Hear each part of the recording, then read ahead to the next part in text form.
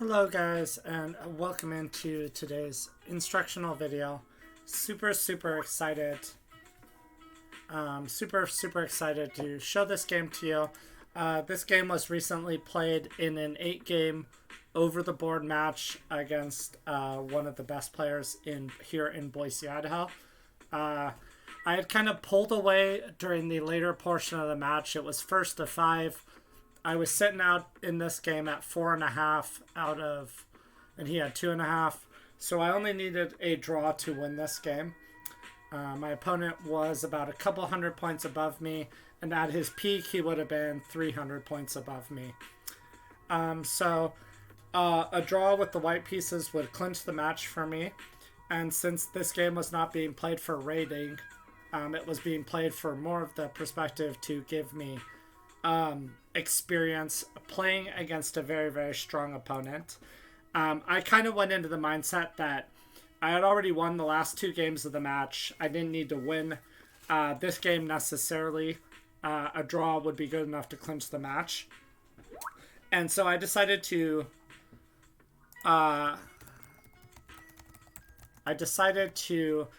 not necessarily fire bullets in a game that wasn't necessary for me to win, knowing that there's going to be a lot of tournament games hopefully in the years ahead.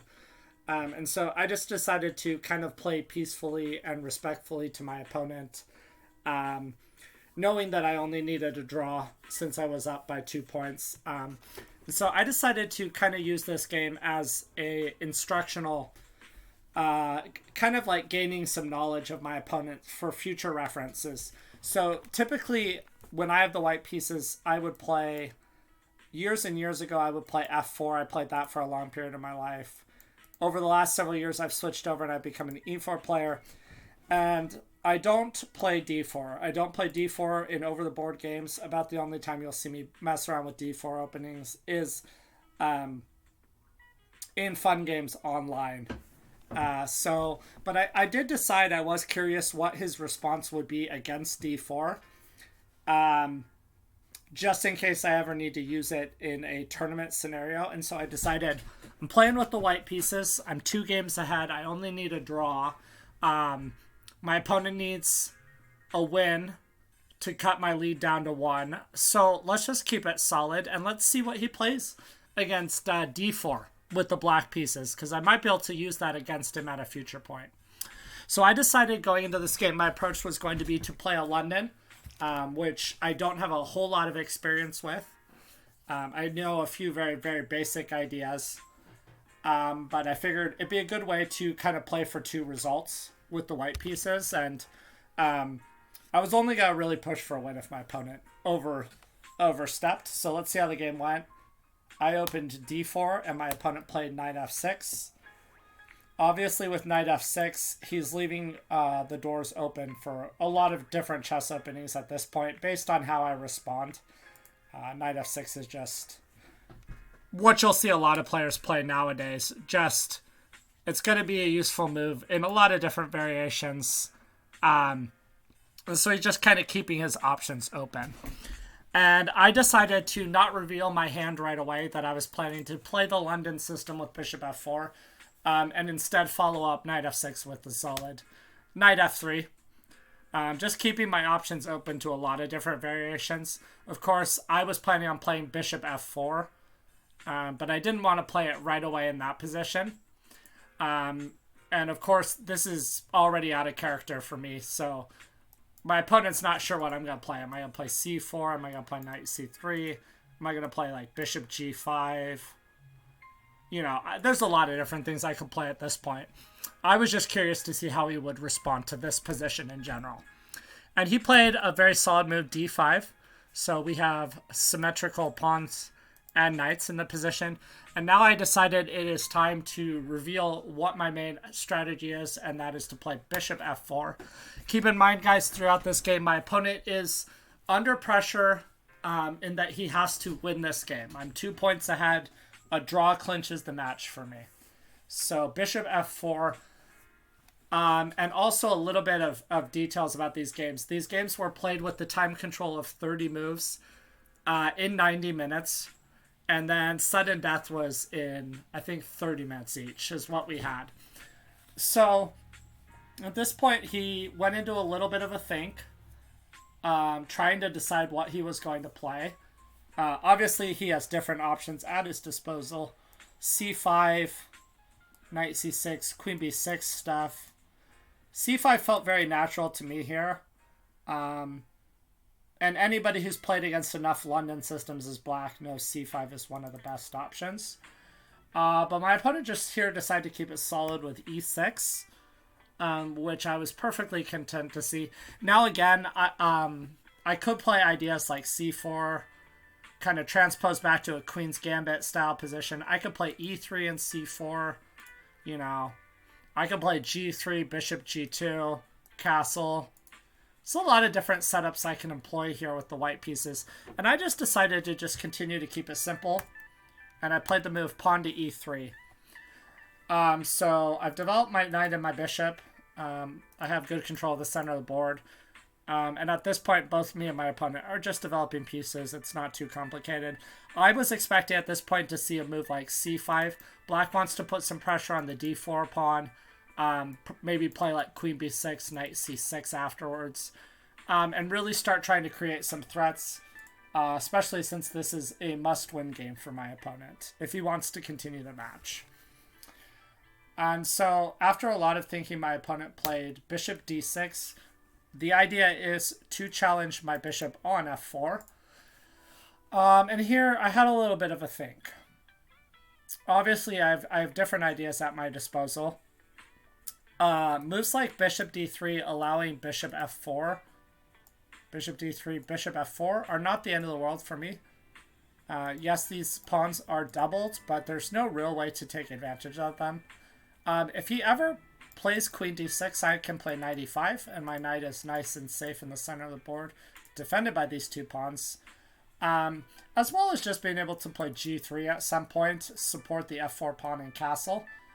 And then play ideas like knight d2, knight e5, and move towards building up some sort of attack on the king side, probably.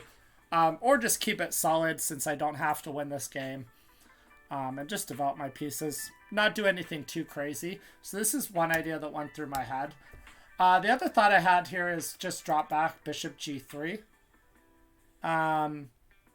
Which is what I played. Bishop g3 was what I... Excuse me. Sorry. Bishop d6 and I played bishop g3. So the idea is if he takes on g3, I'm just going to play hg3. I'm going to open the h file. If he castles kingside, which he probably will do, I'll play bishop d3, and I'll be building up some pressure against this h7 pawn. So that is definitely an idea. In a lot of games, especially between lower rated people, you'll see people are very, very much want to release the tension in the position, but stronger players like to keep that tension. So right now, that's what we're doing. We're both just keeping the tension in the position with our bishops. So he castled, and now I played bishop d3. And again, I was expecting a move like pawn to c5, possibly knight b d7, e5, try to build for the e5 break. He does need to improve the scenario of his light squared bishop because it's kind of blocked in by this e6 pawn. So he decided to play b6, which is very solid.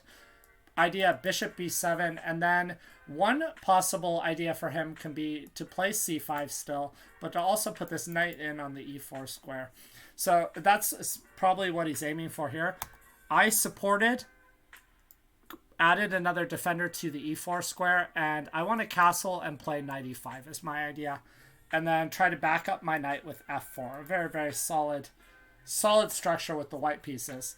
And somewhere in here is where the game really started to get interesting and not really go the route I was expecting it to go. He played bishop b7, which is completely natural.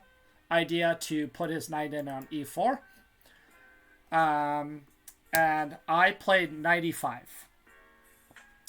And here I was not sure how he was going to proceed in this position. Again, he is in a must-win scenario if he wants to continue the match. Part of me also just thought, he's 2 games behind. He would have to win 3 games in a row to win the match. This game and the next two. And I just don't see him having that in him, even if he somehow wins this game. So I thought he might be content to just play a solid game, see if he could win, and if he couldn't, agree to a draw. Again, it was a friendly match, even though we were playing with tournament time controls. And we were both trying to win, but it's, again, losing the match is not that big a deal. And so he played one of the moves I thought was natural here. Again, if I had the black pieces here, I would go for knight bd7, c5 type stuff. And white would probably just play f4, c3, keep it solid.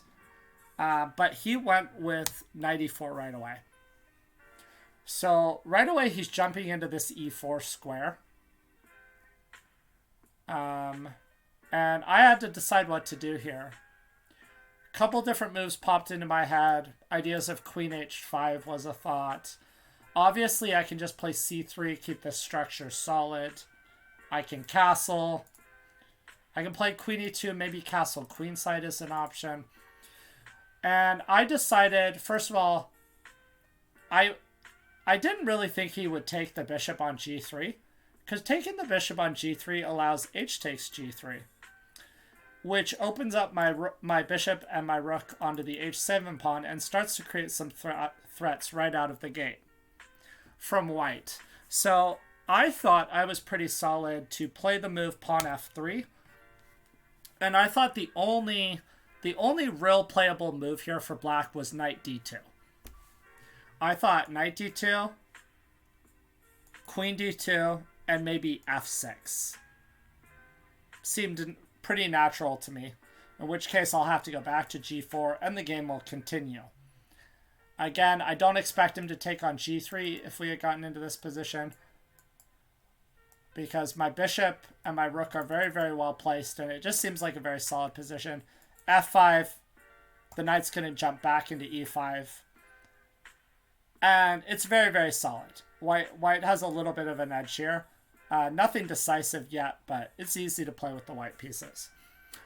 So I felt like that was probably something along those lines was going to happen, but my opponent kind of, after f3, he sat here for a little while, and he thought, and he actually decided to play knight g3. And at this point, this is where my mindset in the game kind of changed. Again, I was not going to be putting too much pressure on myself to go after my opponent in a game that didn't really matter. Especially knowing there's going to be future battles in rated games. And I didn't want to, fire too many bullets in meaningless games towards my opponent. But at this point, I decided I have to try to win this game. My opponent is handing me a clear edge here, and I just need to go for it. So obviously hg3 is played here, and instantly we create the threat bishop h7. King h8, bishop moves. And then all we got to do is somehow clear the square for our queen, and we're going to be threatening to sack some stuff and check and then create some mates. So we have this threat here. He has to address it. And he played g6. And from this point on, the game kind of felt like it played itself. I'm not going to lie, I didn't spend a ton of time on a lot of these moves. It just felt very easy to play this position for white. Not that it's a decisive edge at this point for white, but the moves seem to flow very naturally. And black doesn't really have any threats. So one thing I want to avoid, though, is bishop e5, d-e5, and queen g5, which creates some threats against some of my pawns. So that is one thing I want to avoid. So f4 seemed very natural. The idea on bishop e5 to play d-e5. So f4 I played pretty quickly, and he took my knight. And at this point, I'm feeling pretty good about myself. I'm playing a expert whose peak rating was 2200.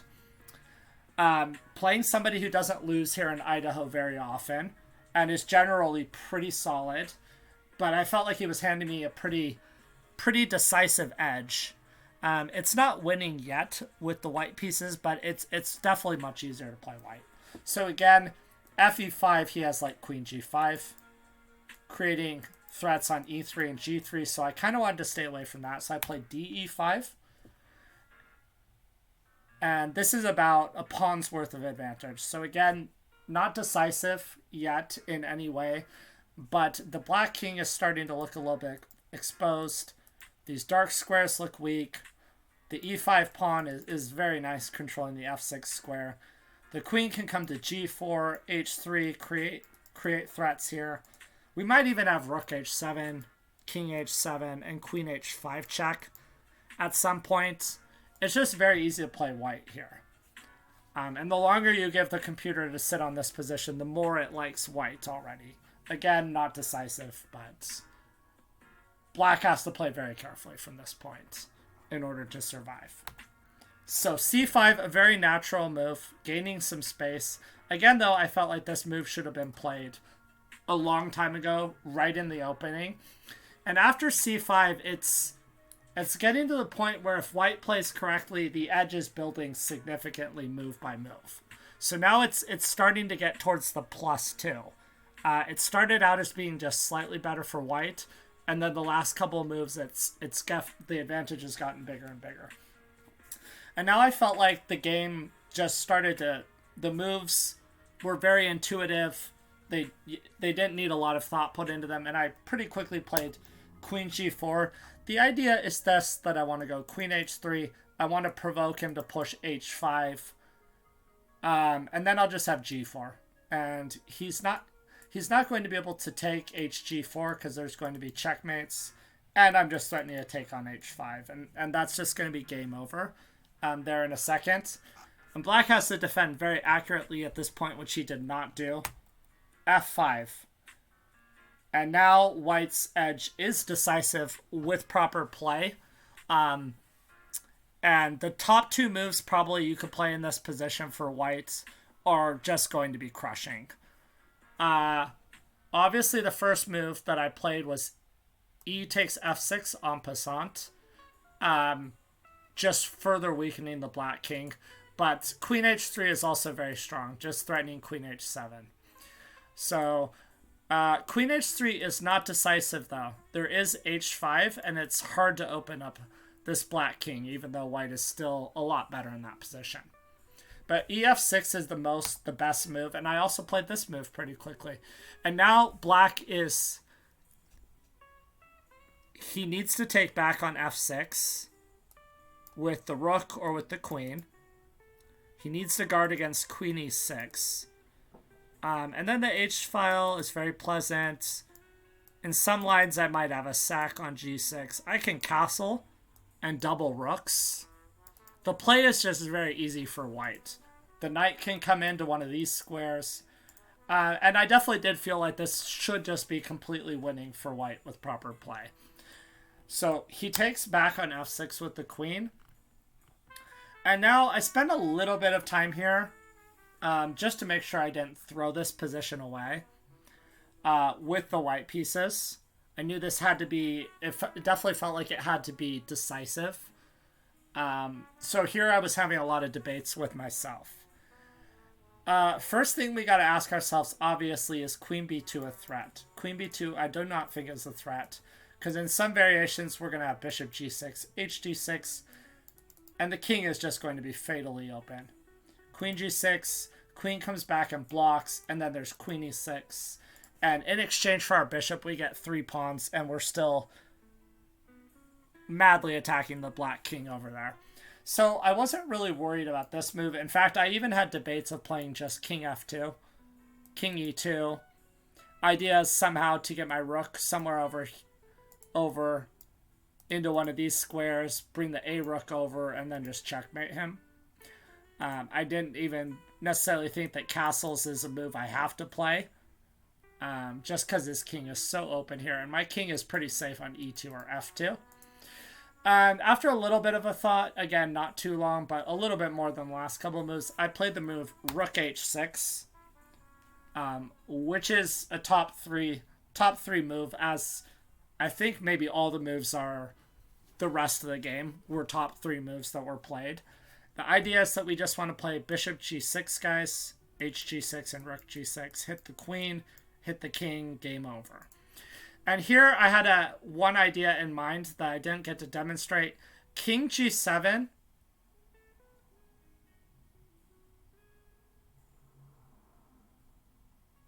I thought bishop g6 wins, but it actually doesn't look like it wins. I thought bishop g6, because on king h6, there's queen h5, king g7, and queen h7 is a nice little mate. But apparently,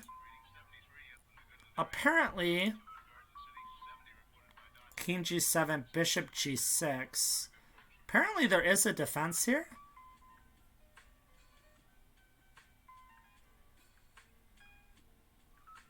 hg6, I didn't see this. hg6, queen h3 is still good enough for a slightly better position for white, but is not winning. I did not see that.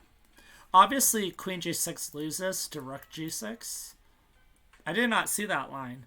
So hg6, queen h3 were down material, but it's still good enough to get at least a draw. That's interesting. I didn't see that line. King g7 was not played, though, so... what did he play? He played rook f7. Idea is, if I take on g6, hg6, rook g6, he has rook g7. And then if I take his queen, he takes my queen, and then he's just winning. So rook f7, very, very strong move. Interesting, rook g6 is still a good move. Rook g7. The computer likes rook g7, queen g7, and queen e6. And says white is still at least equal. And if king h8s, castles is just game over. So computer actually still thinks that white even has enough here for zeros, which is interesting. But again, at this point, I'm not looking for a draw. I'm looking to win this position. And again, I had debates, king e2, king f2, what do I play? What do I play at this point, guys? And I decided that both of these moves may win, but there's no reason to get that crazy. Just castle kingside. And then from this point on, the game was pretty much over. I'm going to try to wrap this up quickly. I want these videos to kind of be of the shorter length, so people watching will have an opportunity to learn something quickly. And not have to spend a bunch of time. So we just want to bring the rook to the h file, sack our bishop on g6, hg6, and play rook h8 and just win. c4. My opponent played c4, and here I felt that bishop g6 should be decisive, and it is. Bishop g6. I didn't really think about this.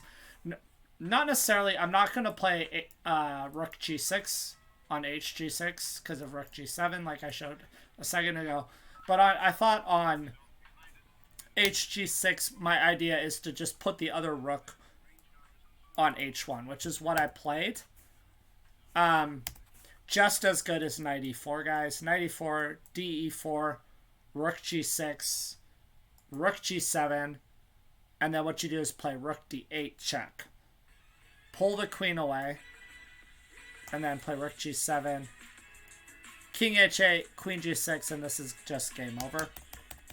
So I did see knight e4 at a later point, but I don't know if I saw it on this move in this position. But I just decided to play simple chess, which is good enough. Rook dh1. Idea, rook. Force the king to take the rooks. Play queen g6 or queen e6. And I felt like I'd still be able to win this position. Rook g7. And I just played the quiet move, knight f3. We could jump in right away with rook h8. Should be good enough. And then knight f3. But knight f3, we threaten knight e5. Or knight g5 threatening mate. So he has to run. But it's too late. Knight g5 check. And then at this point, if he goes back, we're just going to check. And it's going to be game over soon. King e7. And now the knockout move. Which ends the game, is rook h7. Idea is we just want to take the rook and then play queen e6 check, which will end the game. Rook h7 is instant loss for black, but he doesn't really have much of a choice anyway. Now we just play rook h7. King f8, we're going to go knight e6. Or we can just take on b7. But the fact that I'm attacking with 3 pieces and he's only defending with the queen, I could probably play this position in a lot of lines without even winning back my material. But if I have to, winning back the material is going to be good enough to win the game. But here he played king d6, which allows a cute little move. Not rook b7, which will also win the game, but rook f7. Hitting the queen, and if you notice, the queen is very limited on where she can go. She'll only go to d8 or h8 safely. d8 was played, and instead of taking the bishop, we check on e6 first, now that the queen is not defending that square. King c5, and then rook b7. At this point, my opponent is nowhere near making the required 30 moves in 90 minutes. Plus, he's just completely losing. He played another move, knight a6. So move 26, or move 25 was just played, but his position is he's completely lost. And I played one more move. I'll give you guys a second to try to find it, which is the top move. Like I said, the last 10 probably plus moves in this game have been top 3 moves. But I just played rook d7, and he resigned. This is just going to end in checkmate. The queen is under attack. She cannot defend d5. And after he saves the queen somewhere, I'm going to take on d5, and mate will follow quickly.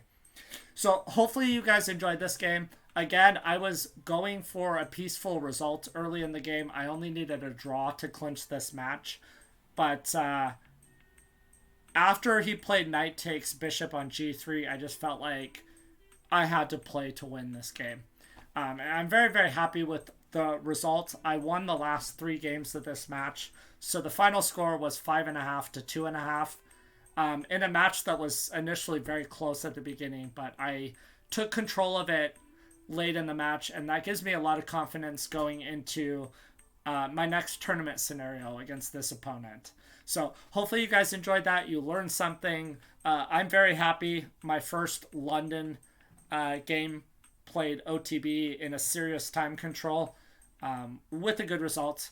If you guys have any questions about the game, comments, I would love to hear them. I'm going to be posting this on YouTube.